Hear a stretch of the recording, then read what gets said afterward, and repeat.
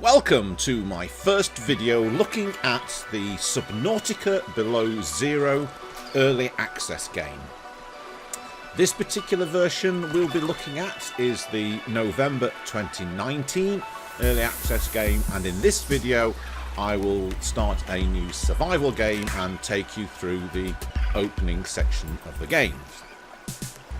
Before we do that though, I just want to make a general comment on the issue of early access games, or at least the ones that advertise themselves as early access games. I mean, we all know of games like Fallout 76, the very recent Warcraft 3 Reforged, Anthem, and I would even include Sea of Thieves in this as being games advertised and sold as full release games, where in actual fact they are no better than early access games when they are released. They persuade people to part with money, and often I think under false pretenses. Having said that, I've had some good experiences with early access games, and one of the ones that I took part in on the Xbox was We Happy Few, and that has certainly come from early access to full release and is a very intriguing and engrossing game. The other early access game which I had on the Xbox, which again came to a successful conclusion, was the first Subnautica. And it's because of my experience with the first Subnautica that I have decided to invest in Subnautica Below Zero early access versions. So now we're going to start a new survival game. Cue music!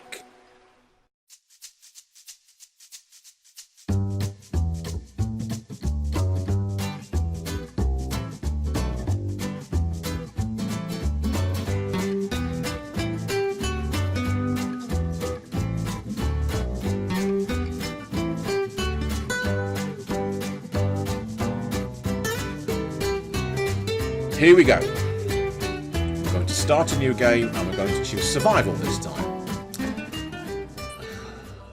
Because this game follows on story-wise from the original Subnautica, there is a chance that even in this early release there will be story elements that could serve as spoilers if you've not finished the story from the first game.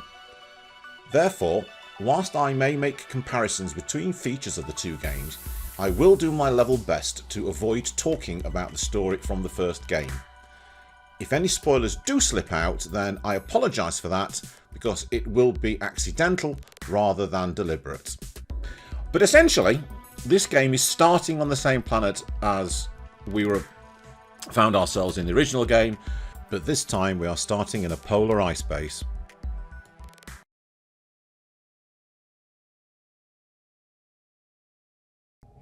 Here we go.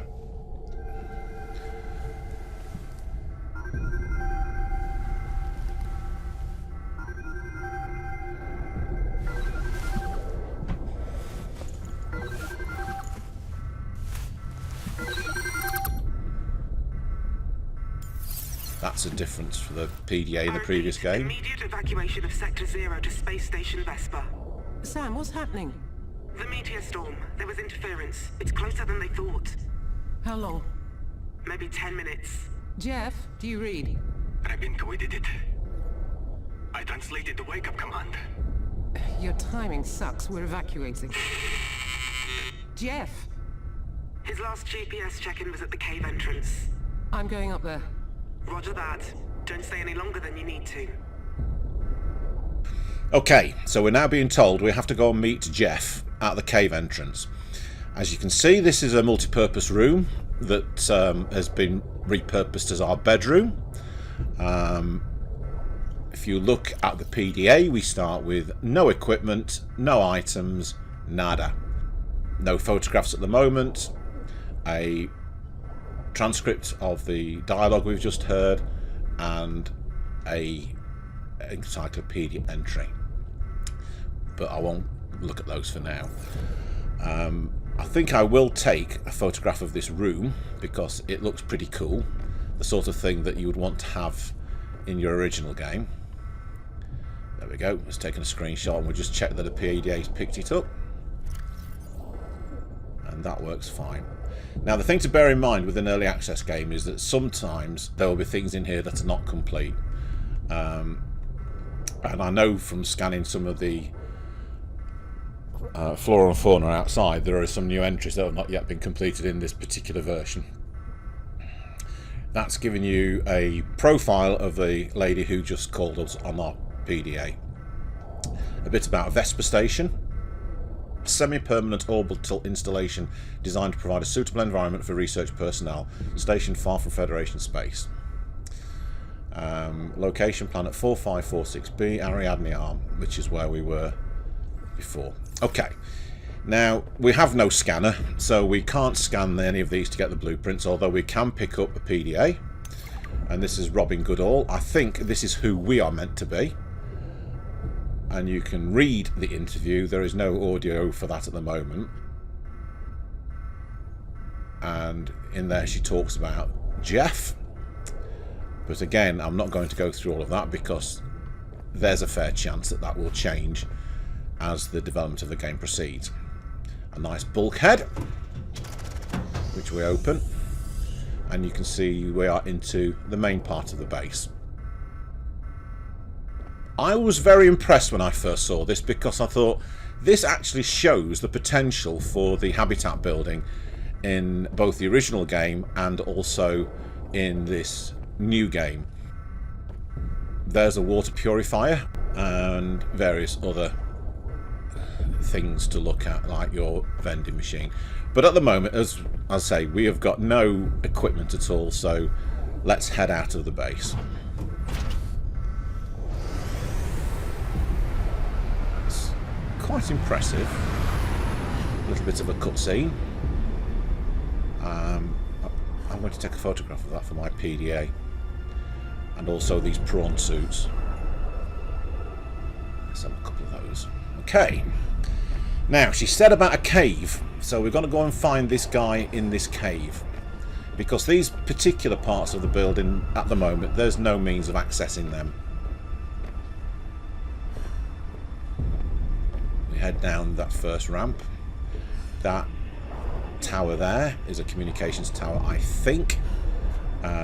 I went up there and had a look at that vehicle. Again, there's no items or goodies to find at the moment. Whether that will change in the full game, we'll have to wait and see.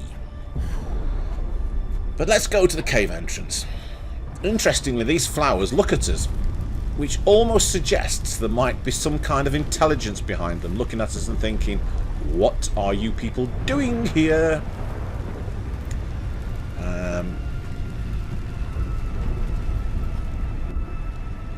Now, what I'm not sure about is why an activation signal has been made and why there are craft flying in the air. I think we may get some clues for that as we progress through this, but let's wait and see. I mean, that was the thing I noticed in the original Subnautica game. You started right into the action and you had to find I'm approaching the PDAs. research site. It looks like Jeff's GPS tracker's here, but no other sign of him. Understood. Be careful. So it's Jeff we're looking for, don't forget. I was saying the story had to unfold from PDAs in the previous game, and it looks like this might be the same again. That was Jeff's PDA tracker that was flashing, I believe. Again, couldn't pick it up. So at the moment, there's not a lot of interactivity. Jeff! Jeff off! Jeff woke me up. Now Jeff is gone. Who am I speaking to? Right. There is an alien presence here by the looks of it. Let's go and see what's up here. Boom, boom, boom. Walk, walk, walk. Anything for us to pick up? Looks like a bit of a coffee machine there. There's the coffee machine. Let's have a look in here, shall we? What happened here? That information is Damage sustained. Rerouting data to Sanctuary. Warnings. Sanctuary power low. Jeffov isn't here. But Sam, we woke something up. I spoke to it. Please. Get to the escape ship. I'm on my way. Let's head back to the escape ship as fast as our tiny little legs will carry us. Let's get out of here. I think the escape ship was that thing up on a platform when we were first coming in to look at the base. But of course, no, we can't. We get blocked. Well, sort of. Something's definitely attacking us. See, those plants are looking at us again. They are creepy. Let's see if we can climb up this rock face here. Which we can.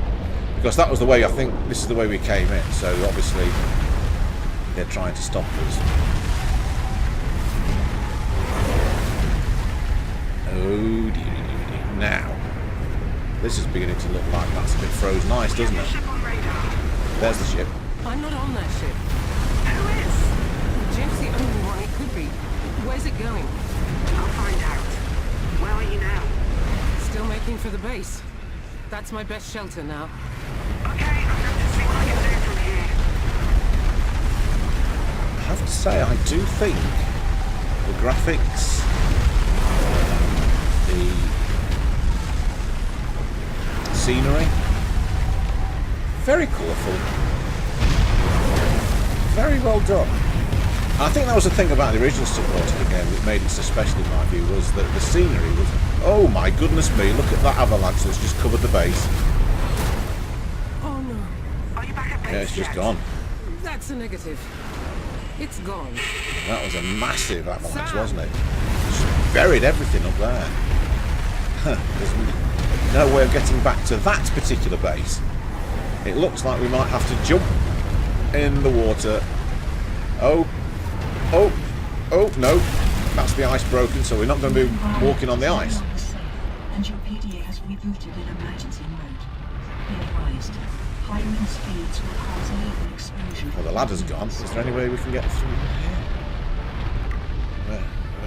Ah, there's a tunnel down there. Now we're back into the more familiar area of Subnautica of swimming underwater. As you can see, we have a very low oxygen capacity with the O2 monitor. 27, 24. We'd better get a move on, otherwise we are going to drown before we've even got out of the main part. 18. And as you can see as well from the survival. Oh, crumbs. I need some oxygen. Oxygen. Right, top up and then we go back down again. In Chapter 1, I wanted to introduce you to the opening scene setting section. In this Chapter 2, we will look at establishing our first safe area from which we can expand our exploration of this new environment.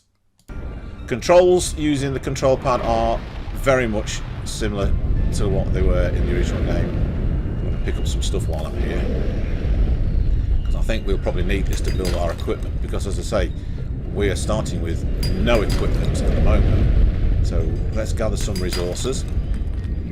And usually with limestone it's titanium and copper, which we seem to be picking up now. Quartz obviously for building stuff. Let's go to the surface again. Oxygen.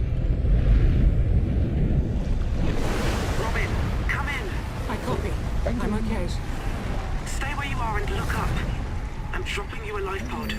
Did everyone else get away? Did you find Jeff? They're still counting heads.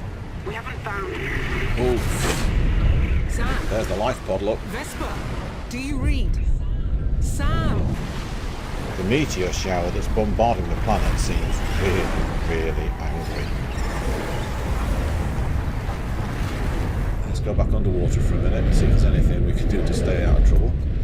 We're going to need food, so I think grabbing a few fish might be helpful.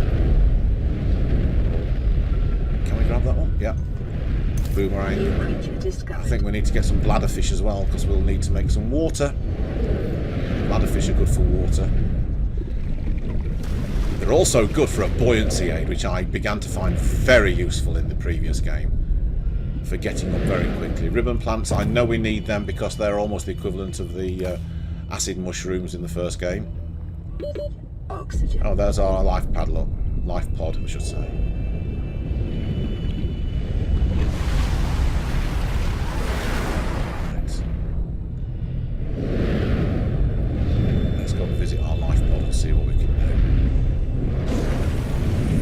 Now you see, this is different from the escape pod in the first one. New blueprint synthesized fiber mesh. Acquired. There's the blueprints. Well done for surviving the evacuation. Statistically, that is the hard part. This lifepod will help you survive until rescue. Fabricate food and tools, and refer to your PDA's databank for more information. Good luck.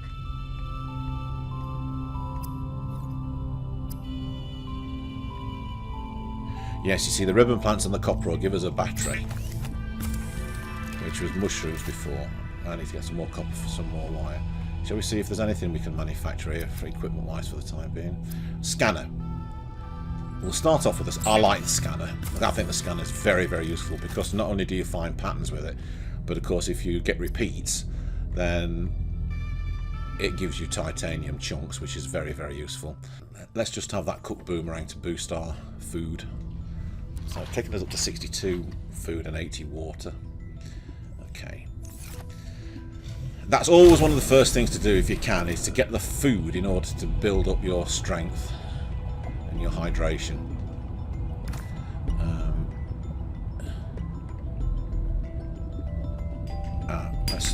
Let's scan it first. Now this PDA data entry I think is basically a straightforward copy from the previous game. But what's nice on here, they've started saying chance of copper, so it gives you a little bit more information about what you can get from that. So you can see the galena outcrop, chance of lead. Oh, heck, let's get in there, quick.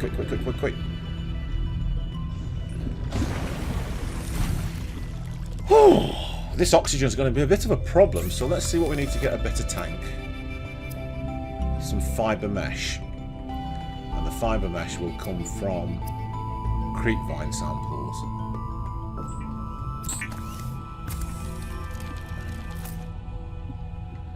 Right. Having said that, I need a knife to get creepvine samples, don't I? Oh, giving us a bit of mushrooms. What's that say? Indigenous life form mushroom. Now you can see that there's no entry in there, which I put down to this being an in development game, and I'm assuming all of that will be filled in when the game comes to final release. Got it. New creature discovered. Let's go up to the surface and get some more Oxygen. Let's go back and find out what I need to get. What do I need? Where's the base? It's best at this stage not to swim too far away from the base because you've obviously got to get plenty of oxygen in at times.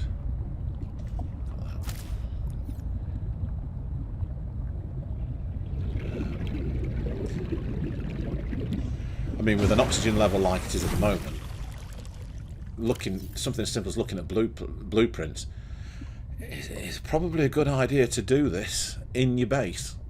Silicon rubber and titanium. Silicon rubber will be from creepvine clusters, won't it?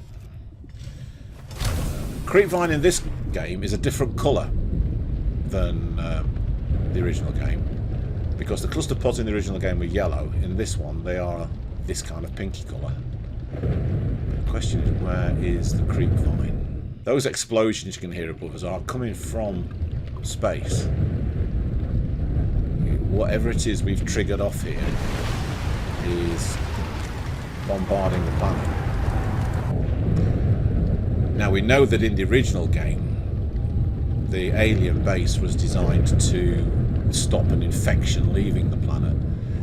So whether this is another part of that alien defense against infection or disease, well, we'll have to wait and see what the final story tells us. But at the moment, we just don't know. I haven't yet also found any oxygen. It's very, very shallow. Emergency cache detected An nearby. emergency cache. 200 meters away.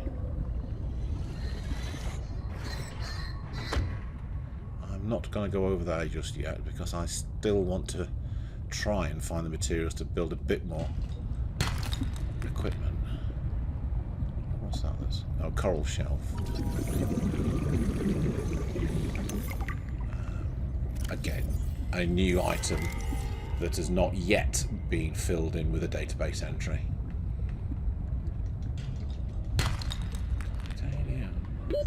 Oxygen. See what I mean about the oxygen? It really is low. I really would like some equipment to assist me before I go over to find that emergency cache.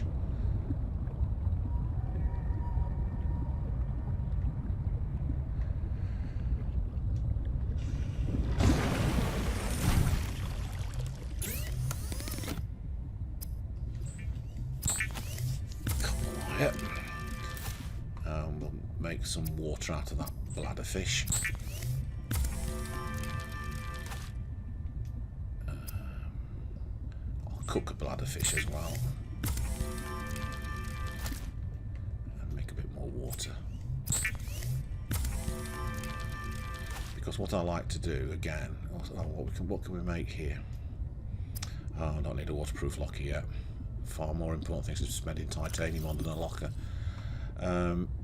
I do like to get my food up as high as possible and my water so that I can go longer between having to restock on all of those things. Good point to save. Saving is always a good idea because if you do suddenly find yourself running out of oxygen and dying, then apparently the mechanic is that whatever you've saved you will keep, and you will only lose items on death that you have not previously saved. Now, whether that's going to be true in this game, obviously we'll have to wait and see. Head up to the surface again, get a bit... Ooh, that's looking very red and hot, isn't it? Let's go back down. See where this emergency cache is. In this next chapter, we are going to have an encounter with a new creature introduced into this game called a sea monkey.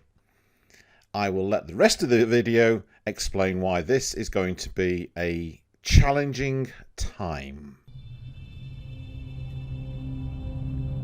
Right, there is our emergency supply cache at 50 something meters.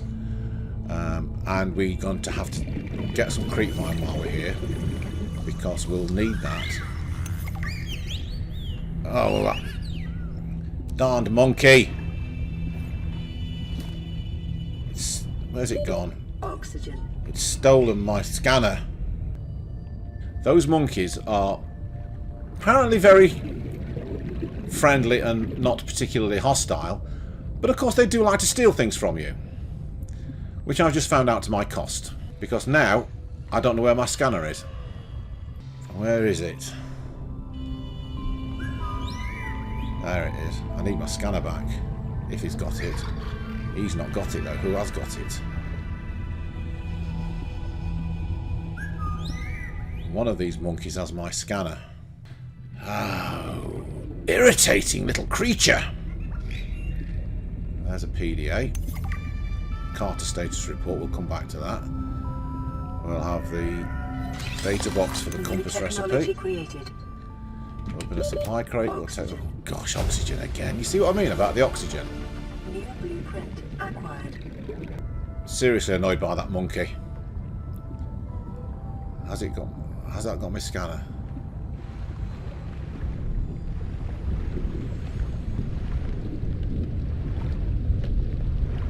No. Seriously annoyed now. Flare. Water. Is there anything else here? Oxygen. Okay, the monkey wasn't part of the plan. So... New blueprint acquired. see if I can find the guilty party who's walking around with my scanner. One of them's got it.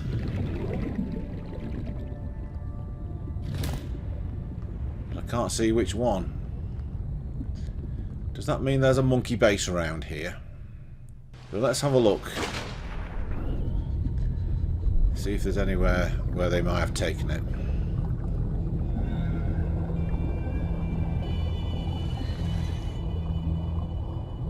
Is there a monkey here that's carrying a scanner?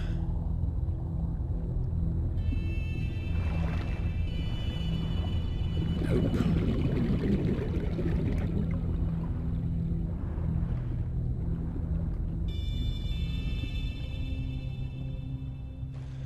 So it's worth looking around this base to find other items of equipment. But the message really is, if there's a monkey around, don't carry it in your hand. Because if it's in your hand, they'll try and take it. And as you saw, it was rather successful at removing my scanner from me.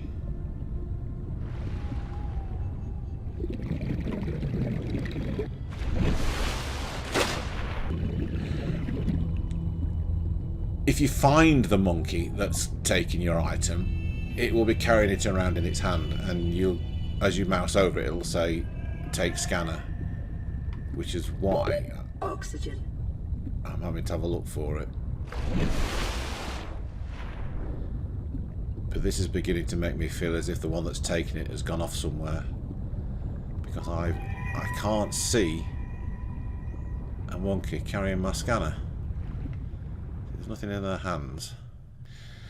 So that's a very early game warning to look out for some of the faunas. I mean, this monkey is a new creature. Fun on one level, but not when it steals your equipment. So let's get some more oxygen in our system first before we suffocate. In Chapter 4, the focus is on making some essential equipment that will be needed in order to progress in the game. I'm back at the pod because I don't think I'm going to get my scanner back from that irritating monkey, so my priority is to try and get myself that oxygen tank, and I need titanium and fibre mesh. For the fibre mesh I need creepvine samples. Just double check I've got none in there. No, that's all. Oh, creepvine seed cluster, silicon rubber. So let's go hunt some titanium and some creepvine samples. Let's also make sure I take some bladderfish on the way, because obviously that's a good source of water.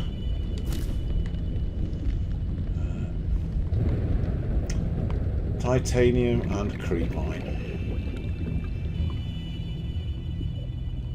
Keeping an eye on the oxygen.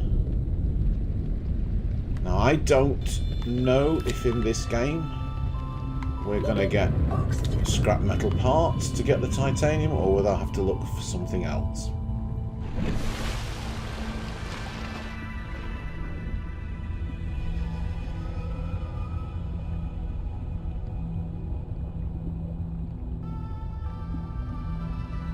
Ah, creepvine. We do need creepvine. How much space? Plenty. So because we need this for fibre mesh. Taken 4 of those, I think. Yep.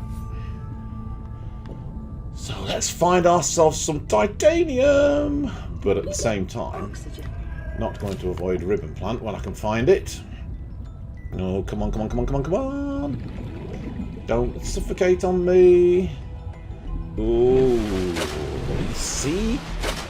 Why I need this oxygen tank? 45 seconds of air is pathetic. But that's the challenge, isn't it? I'm certainly not going to give any feedback to the devs and say we need more air on the small tank, because we need to get the titanium to build this other tank, and I've got a little bit there. So where is my base? It's over there. I'm not going to go back to the emergency supply area yet, because I don't see much point. I could make myself a replacement scanner, which I think I will do. But also in the meantime, need to catch some fish for feeding. They don't catch because they're a shoal of fish. I mean, the only quest so far was to go and find that supply area. So double check to see if anything's come in since, but in the meantime, let's make this. Let's double check again. Fibre mesh, and I need 2 titanium. Fibre mesh. Let's make some fibre mesh.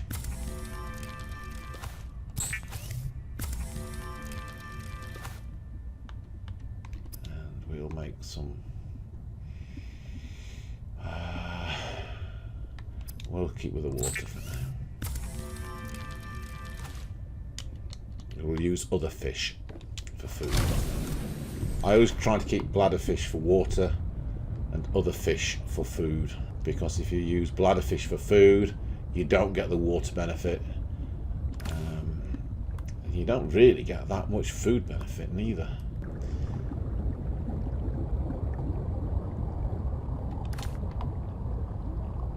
This is a chance of copper, but it's also a chance of titanium. Like that. Come on, pick it up, that's it. Right, let's go back and make this.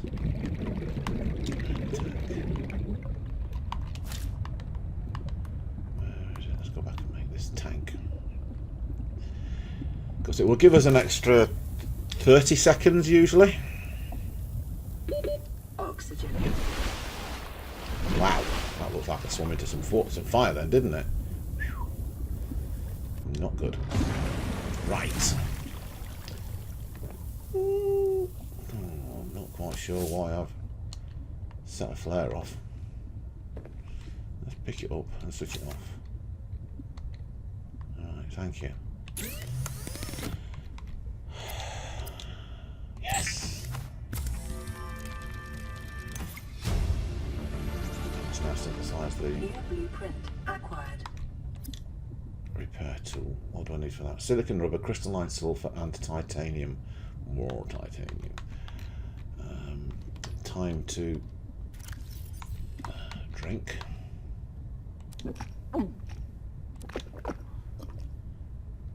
Disinfected water. That was from the supply place, wasn't it? And this nutrient block.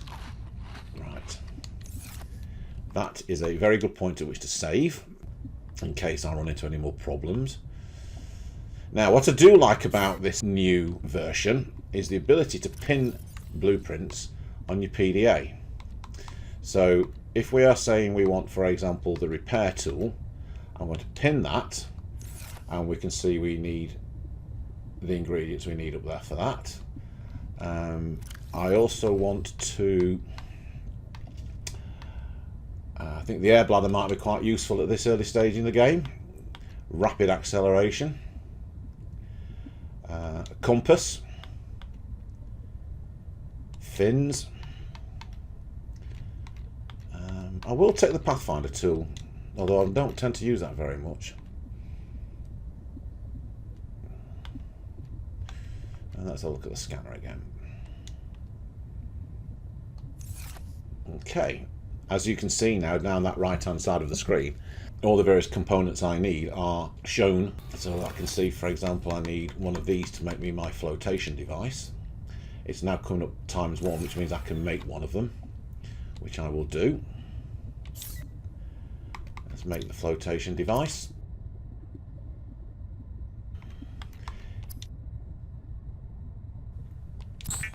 They help smooth the earlier parts of the game by giving you a very good picture of what you need. You see, I'm not wearing any fins, so I need a couple of silicon rubbers, which I believe I had in here. Yes, so let's make the fins. Get myself kitted out.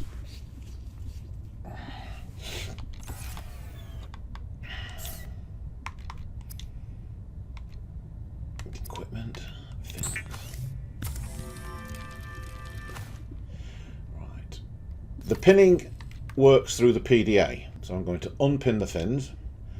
I'm going to unpin the air bladder because I only need one. I'm going to pin the battery just to remind myself what I need for the battery. Yes, that's the ribbon plant plus copper ore. Titanium. So you can see now the various things that I need. So I can go out hunting for those items. The one thing I haven't yet come across is the sulphur, and I really am not sure where that comes from.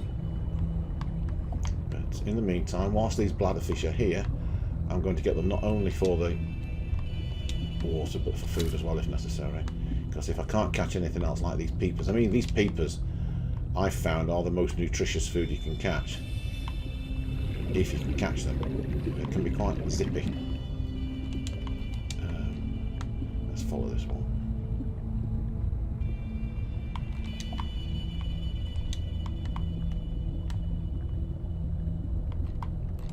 New creature. Different skin for this game.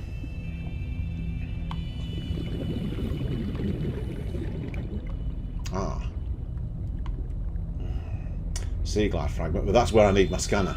That was the frustrating thing about those monkeys stealing it, because with the scanner I could have got my sea glide fragment.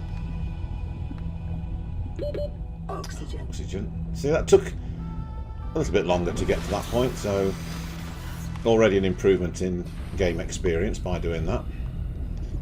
So that sea glide fragment is right underneath me, so that's not too far to go back and find it. Chance of lead. Didn't get it. I did get lead then.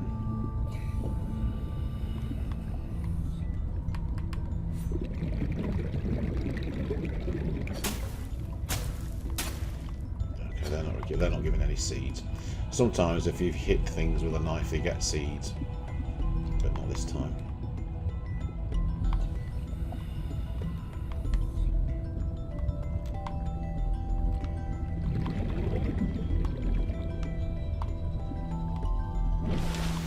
Incoming transmission.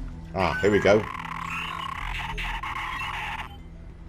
Origin, Alien Sanctuary Site. Twisty Bridges.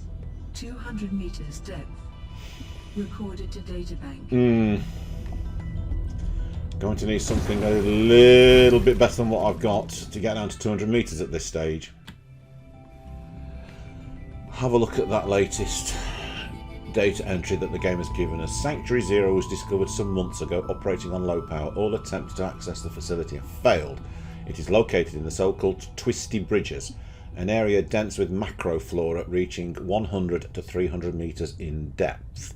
The fast growth of the tubular organic bridges throughout the area prevents a permanent route to the facility from being established. It can be located at a depth of 200 meters, and contractors are advised to use visual reference to locate a viable path. Pathfinder tool could come in useful there. The alien architects constructed multiple sanctuary facilities around 4546B. Their purpose was to store and preserve the aliens' mental states for later retrieval in case of emergency. While many individuals fled to these sanctuaries when the Kara contagion was released, most succumbed before they could reach one. Of those sanctuaries we have gained access to, none have contained a viable alien consciousness, and it is further unclear what sense could be made of the data if they had. We nonetheless have our best people working on it. Carter status report. Deliveries continue to be delayed on this wretched planet. Sea monkeys have yet again stolen cargo from the truck. Running low on flares, but will investigate nearby nests for stolen cargo. We'll update status on next delivery upon retrieval of cargo. Fred's had the same problem I've had. I'm going to leave it at that point and continue to play this early access, and when I find the next interesting piece to show you, I'll be back with another video in the not too distant future. Thank you again for watching. I hope you've enjoyed it. If you have, please subscribe to the channel, press the like button, please share and comment, because that is what the YouTube algorithm likes. And we'll see you again soon. Captain Frandad signing out. Goodbye.